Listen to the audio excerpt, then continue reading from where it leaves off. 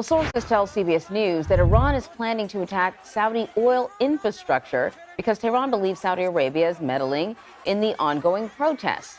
So for more on this, I want to bring in Ambassador Robert Jordan. He was the U.S. ambassador to Saudi Arabia from 2001 to 2003. He's also the author of Desert Diplomat, a book that tells the story of his time as ambassador after 9/11.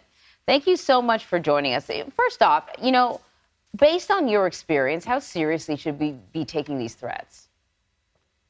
Well, I think you have to take these threats seriously, particularly if the Saudis have felt it important enough to come to us with this information.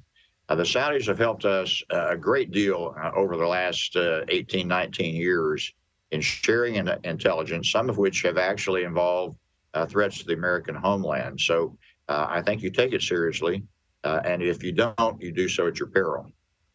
So, Mr. Ambassador, as you know, relationships between the United States and Saudi Arabia, especially under the current administration, are somewhat rocky. There still is a good relationship when it comes to intelligence sharings and, of course, weapons sales, et cetera. But I wonder, this warning that Saudi Arabia has notified the United States of, this sort of supersedes all the things that we read about in the press, right?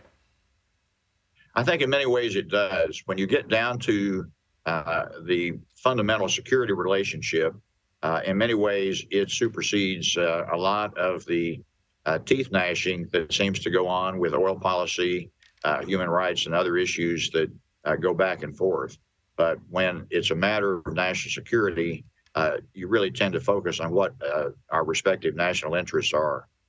I think I'm ever so slightly cynical because I think this information came from Saudi Arabia. And yes, the relationship is a bit rocky now. And this is the sort of thing that pulls countries closer together precisely because of what you said, Ambassador.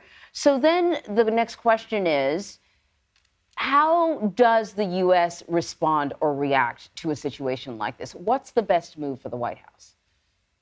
Well, I think we've just seen from the spokesman from the National Security Council a very firm statement that we will protect our partners in the region, that we will not allow any kind of untoward violence directed at them in the region. So this is a much needed statement, I think, during a particularly difficult time in the relationship.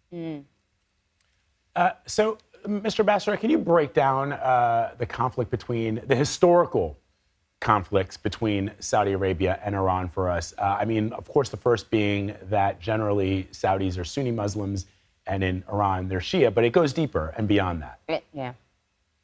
Yeah, it's much less about religion and sectarianism, I think, right now. When the Iranian Revolution occurred in 1979, the Saudis saw this as a major threat. The Iranians over the years have made it clear that they view the Saudis as adversaries.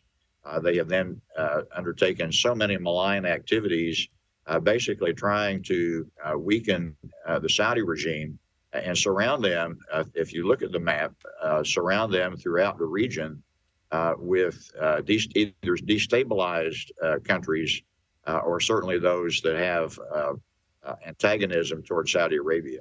So they view the Saudis view the Iranians as an existential threat, and Iran views the Saudis as a major rival for power in the region. It's really much more about power politics than it is religion. And can you talk a little bit about the relationship between Iran and the Houthi rebels? Because we have seen attacks on infrastructure before, not directly from Iran, but we have seen attacks. Yeah.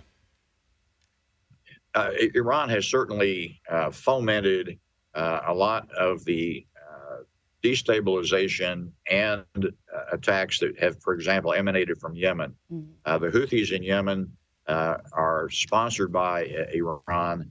They're being provided missiles, technology, advisors. And so the attacks on the oil fields, for example, that came in 2019 were likely directed by Iran and likely executed perhaps by their Houthi clients. We're seeing this around the region, but I think this is a very dangerous possibility that we will see an escalation. Largely, I think, because the Iranians want to detract from the focus on the protests going on right now in the light of the death of Masha Amini. And so I think we've got to anticipate that the Iranians will try to provide distractions, perhaps partly for domestic consumption and also to keep the rest of the world focused on things other than what they're doing internally. Ambassador Robert Jordan, thank you, sir. We appreciate it. My pleasure. Thank you.